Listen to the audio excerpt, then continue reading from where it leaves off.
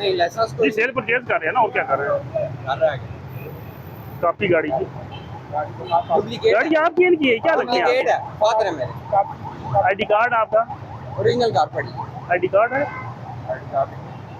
आपका नहीं है? चलो एक ही साहब बाप बेटे हैं ना। बेटा आप ड्राइवर जिसका होता है ना उसका लेते हैं ना, आप अगर चलाए वो कह रहे हैं ना, आप इनका आपसे मांग रहे हैं लाइसेंस, तो इसलिए कह रहे हैं जुम्मा बाजार नहीं लगा सकते भाई, इलीगल है यहाँ पे। जी सर गवर्नमेंट इलीगल की है, इस पे FIR दे रहे हैं, फिर जुम्मे को भी हमने FIR दी है और चलान दिए हैं। तो इस बारे में इल्म तो नहीं है ना सर, जी जिसको सर। नहीं पता उसका क्या नहीं है, कोई नोटिफिकेशन सर नोटिफिकेशन आज का नहीं है, कब का है? नहीं, जिसको नहीं पता उसका।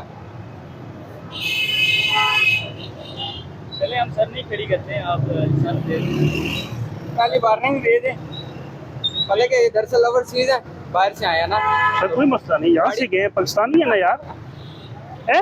वो तो है, लेकिन पहली बात तो माफी मिलनी चाहिए सर पहली बार ये कि मैं FIR नहीं देता, चलिए आपको चलान दे रहा हूँ, ठीक है।